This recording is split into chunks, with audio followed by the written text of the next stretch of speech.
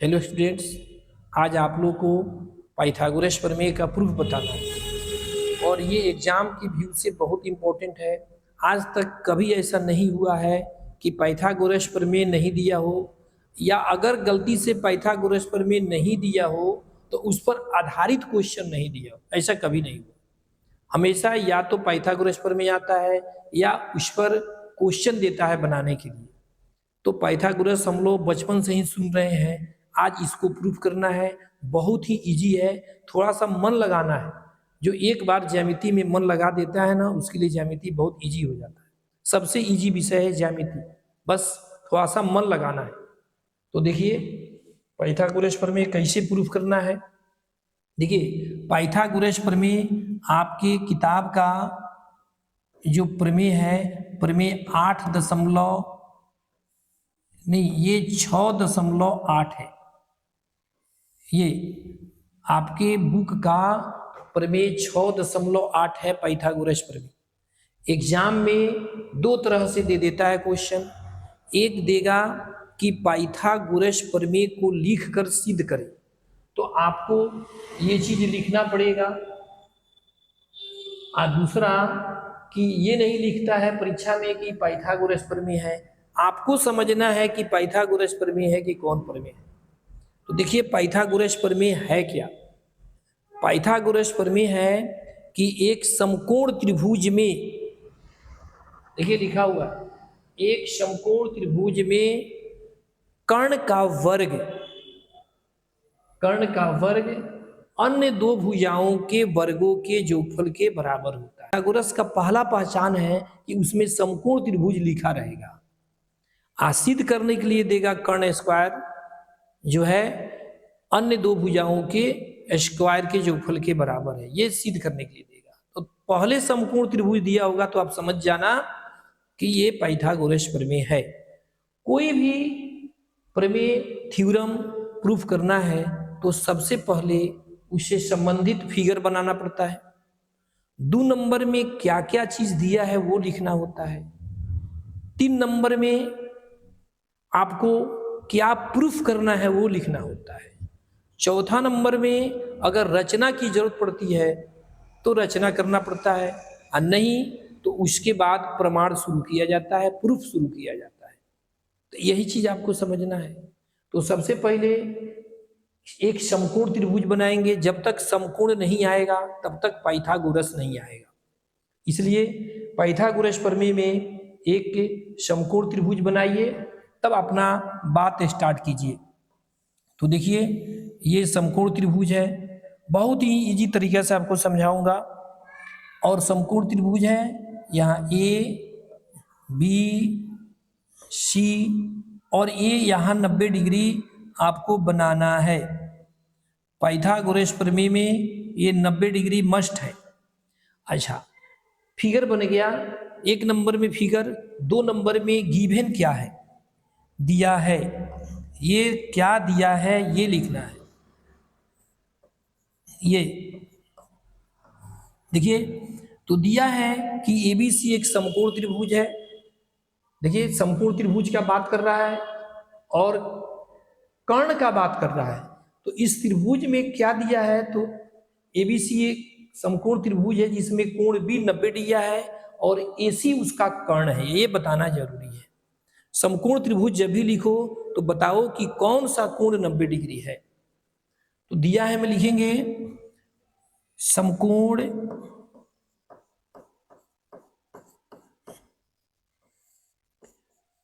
त्रिभुज A B C में कोण भी 90 है तथा कर्ण बराबर AC है, ये चीज दिया है। मतलब कि इस तरह ना लिख के आप लिख सकते हो कि ABC एक समकोण त्रिभुज है जिसमें कोण भी 90 है और AC कर्ण है, इस तरह भी लिख सकते हो। तो अपना लिखने का तरीका अलग अलग है। हमने शॉर्ट में लिखा है कि समकोण त्रिभुज ABC में कोण भी 90 है और कोण कर्ण जो है AC है, ये लिखना है। अब 2 काम हो गया, तीसरा काम है क्या सिद्ध करना है। तो यहां तक चीज दिया हुआ में हो गया कि समकोण त्रिभुज है और कर्ण है, ये चीज हो गया दिया है। अब आपको प्रूफ क्या करना है, प्रूफ करना है मतलब सिद्ध करना है, सिद्ध करना है। क्या सिद्ध करना है? तो कर्ण का वर्ग, कर्ण मतलब AC का वर्ग अन्य दो भुजाओं के वर्गों के जोगफल के बराबर होता है। अन्य दो भुजाओं के वर्गों के, यहां के छूटा हुआ है, देखिए, अन्य दो भुजाओं के वर्गों के जोगफल के बराबर होता है। तो अन्य दो भुजा में आपको AB है, तो AB का वर्ग, दूसरा भुजा क्या है? BC है, तो BC का वर्ग अन्य दो भुजाओं के वर्गों के जोगफल के बराबर होता है। ये चीज सिद्ध करना है बस। AC स्क्वायर बराबर AB square plus BC square सिद्ध करना है, मतलब कर्ण स्क्वायर बराबर लंब स्क्वायर प्लस आधार स्क्वायर सिद्ध करना है। अब आपको जरूरत पड़े तो रचना कीजिए, नहीं पड़े तो मत कीजिए, लेकिन यहाँ जरूरत है। तो बच्चा लोग कहता है कि सर हम कैसे समझ जाएंगे कि रचना करना है? तो थोड़ा सा आपको अभी प्रैक्टिस की जरूरत है, थोड़ा सा हम लोग का हेल्प लेना है, लेकिन फिर भी मैं बताता हूं कि यहाँ पर कैसे समझेंगे। इसके पहले एक प्रमेय है 6.7, वो पढ़े रहते तो आपको समझ में आ जाता कि यहाँ क्या जरूरत है। लेकिन नहीं पढ़े हो तो इतना समझ लो कि अकेले रह के क्या करेगा, अकेले तो इसको सिद्ध करना है, कोई काम करना है तो किसी का सहारा चाहिए। तो इसलिए मैंने क्या किया है कि एक हमको यहाँ पर लंब डालना, यहाँ से यहाँ लंब डालना है। लंब डालने से क्या होगा, यहाँ तीन तीन त्रिभुज बन जाएगा। देखिए, एक ये छोटा त्रिभुज, एक छोटा त्रिभुज और एक जो दिया है बड़ा त्रिभुज, तीन तीन समकोण त्रिभुज बन जाएंगे।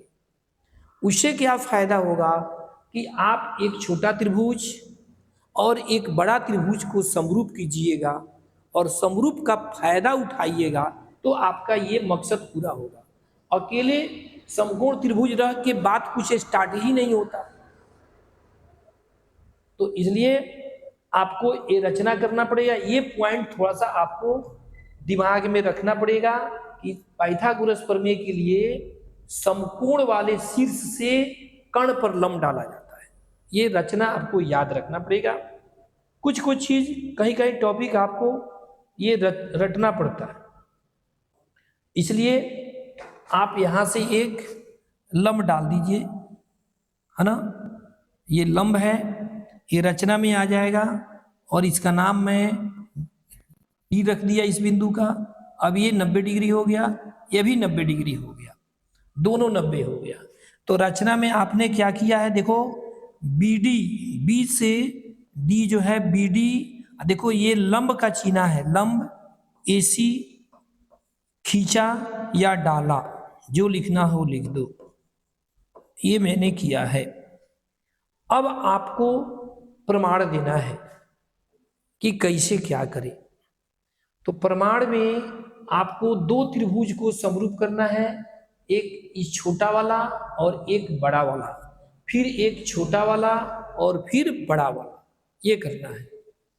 तो आप त्रिभुज को समरूप कैसे करते हो? तो त्रिभुज को समरूप करने का सबसे आसान तरीका है, अगर हो जाए तब, एक त्रिभुज का दो कोण दूसरे त्रिभुज के दो कोण के बराबर हो तो त्रिभुज समरूप होता है, जो आप पढ़े होंगे। तो आप इस छोटा वाला का नाम लीजिए और बड़ा वाला में देखिए, छोटा वाला का कोण A है, अब बड़ा वाला में भी कोण A है। बड़ा वाला मतलब ABC में अगर हम ये 30 डिग्री लिख देता हूं तो त्रिभुज ADB में और ABC में, दोनों में ये 30 मिलेगा, इसलिए दोनों में कोण A है, कॉमन है, इसलिए दोनों का एक कोण बराबर हो गया A। दूसरा त्रिभुज, जब तुम नाम देना समकोण त्रिभुज, ये ध्यान रखना है, समकोण त्रिभुज जब भी नाम देना है तो 90 वाला शीर्ष को जो है आपको बीच में रखना है। देखिए हम पेज बदलते हैं, यहाँ पर एक छोटा सा हम वही त्रिभुज यहाँ पर काम करने के लिए एक छोटा सा बना लेते हैं कि बार बार हमको झांकना नहीं पड़ेगा। यही त्रिभुज है ए बी सी। थोड़ा सा ये आप मत बनाइएगा, हम अपने सुविधा के लिए बार बार पेज नहीं बदलना पड़े इसके लिए मैं बनाया हूँ। तो देखिए एक छोटा त्रिभुज का नाम लेना है, त्रिभुज जिस त्रिभुज को समरूप करना होता है उस त्रिभुज का नाम देना है ए डी बी।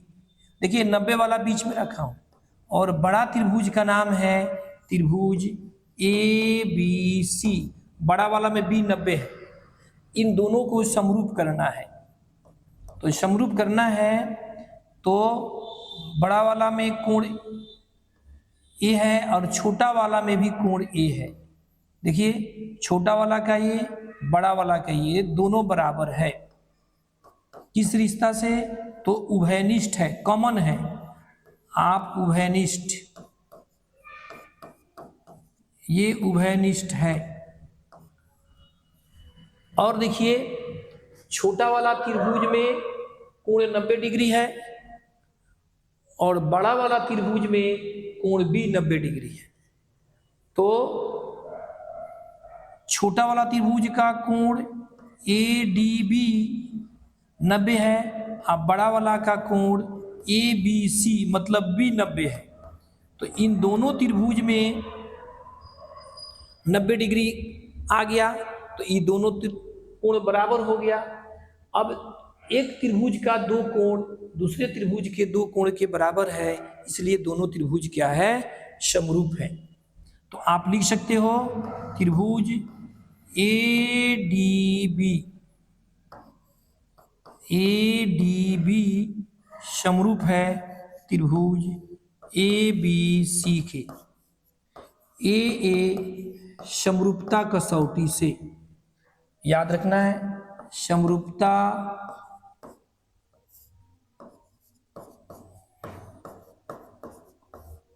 कसौटी। और देखो त्रिभुज समरूप होते हैं ना तो संगत कोण बराबर होते हैं, संगत भुजाएं समानुपाती होती है, क्षेत्रफल का अनुपात भुजाओं के अनुपात के वर्ग के बराबर होता है, मतलब बहुत कुछ होता है। लेकिन आप अपने ज़रूरत के हिसाब से फायदा उठाइएगा। त्रिभुज समरूप है तो भुजा समानुपाती होगा, वही फायदा उठाना है। क्योंकि हम लोगों को लाना है ए सी स्क्वायर बराबर A B square plus B C square. तो हम लोग को भुजा में संबंध लाना है, इसलिए भुजा वाला फायदा उठाएंगे। तो देखो त्रिभुज समरूप है तो समरूप त्रिभुज के संगत भुजाएं समानुपाती होती है। तो ए डी बटे ए बी होंगे, ए डी बटे ए बी। लेकिन तुम फायदा उठाना तो देखना कि तुम्हारे फायदे वाली चीज है कि नहीं है। तो देखो हम लोग को आंसर में लाना है, ये लाना है ए सी स्क्वायर बराबर A B square plus B C square, ये लाना है, ये सिद्ध करना है। तो ए बी लाना है तो ए बी मेरा है, देखिए यहाँ ए बी लाना है तो यहाँ ए बी है। ए डी तो इसमें कहीं नहीं है, लेकिन जब ए बी रहेगा तो ए डी रहेगा। तो ए डी नहीं है तो देखिए ए डी नहीं है तो ए डी जो देखिए ए सी का औलाद है, ए सी का बच्चा है, तो ए सी तो लाना है। तो बाप नहीं आए तो उनकी जगह पर बेटा तो कम से कम आ गया है, इसलिए ये आपके फायदे के लिए चीज है। दूसरा है कि त्रिभुज समरूप है तो डी बी बटे बी सी। तो देखो डी बी ये है तो डी बी वाला तुम नहीं ले सकते हो, काहे कि आंसर में जो लाना है इसमें ना डी बी लाना है और ना डी बी किसी का, ना इसका औलाद है ना इसका औलाद है ना इसका औलाद है। तो वो लेने से क्या फायदा? जब डी बी नहीं लेंगे तो जब डी बी नहीं आएगा तो बी सी भी गुस्सा में है, डी भी कह रहा है कि बी सी मेरे साथ जाएगा, तो ये फायदा मैं नहीं उठाऊंगा। एक फायदा और उठाना पड़ेगा, ए बी और इसका ए सी, कम से कम 2 फायदा उठाना है, तब तो बीच में बराबर का चिन्ह रहेगा। तो ए बी बटे ए सी, तो देखो आंसर में ए बी भी लाना है, आंसर में ए सी भी लाना है, ये फायदे की चीज है। कोई पूछेगा कहाँ से आया है, तो लिख देना CPST, corresponding part of similar triangle, समरूप त्रिभुजों के संगत भाग हैं, याद रखना है। अब देखो, अब आप यहां से आपको फायदा हो गया, अब तिरछा तिरछी गुना कर लीजिए। तो पहले आंसर में AC लाना है, इसलिए AC वाला गुना पहले करेंगे, तो मेरा हो जाएगा AD इंटू AC, और ये गुना कीजिएगा AB से AB में कीजिएगा तो AB स्क्वायर। देखिए थोड़ा थोड़ा धुआं निकलने लगा, AB स्क्वायर आ गया आंसर में। इसी प्रकार जैसे जैसे आपने एक छोटा त्रिभुज और एक बड़ा त्रिभुज लिया है, उसी तरह जैसे छोटा त्रिभुज बड़ा त्रिभुज, अब ये छोटा त्रिभुज और बड़ा त्रिभुज लेना है आपको, ये छोटा वाला और ये बड़ा वाला। तो जैसे जैसे किए हो वैसे कर सकते हो, लेकिन प्रमेय सिद्ध करने में ज्यामिति में क्या है ये बताया गया है कि अगर सेम रास्ता से कोई दूसरा चीज फिर ला रहे हो तो उतना करने की जरूरत नहीं है, आप इसी प्रकार लिख सकते हो। तो अगर आपको समझ में आ जाए तो लिख दो इसी प्रकार। इसी प्रकार मतलब जैसे जैसे छोटका बड़का लेके आए हैं, इसी प्रकार हम फिर एक और ला सकते हैं। तो अब ये छोटका लोगे, देखो ये छोटका लिए हैं तो आया है AD इंटू AC, माने बेटा इंटू बाप। अब ये छोटका लूंगा तो फिर बेटा इंटू बाप, तो CD इंटू AC आ जाएगा। उधर से बेटा अब बाप, तो फिर इधर से CD बेटा हो गया, अब बाप हो गया AC। तो यहाँ लिखेंगे इसी प्रकार जो है CD इंटू AC बराबर, इसमें था AD इंटू AC, दोनों छोटका त्रिभुज और बड़का त्रिभुज में, मतलब एक छोटका और एक बड़का में AB स्क्वायर कॉमन था।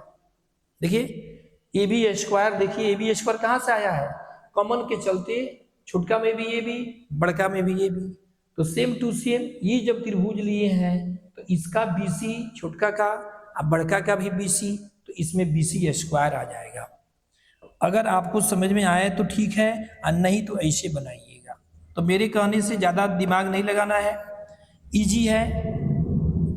छोटका इंटू बड़का, छोटका इंटू बड़का, इसमें AB स्क्वायर हो गया, इसमें BC स्क्वायर हो गया, क्या दिक्कत है आपको? छोटका इंटू बड़का, छोटका इंटू बड़का, आप इधर AB स्क्वायर था, इधर BC स्क्वायर है, क्या बड़ी चीज है? थोड़ा सा कहीं कहीं ध्यान रखना पड़ता है।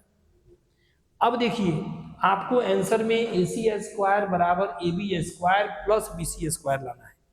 तो देखिए अब आंसर देखने से हमको मालूम हो जा रहा है कि AB स्क्वायर और BC स्क्वायर ये जोड़ेंगे, तो जोड़ेंगे इसका मतलब समीकरण 1 और समीकरण 2 को जोड़ेंगे।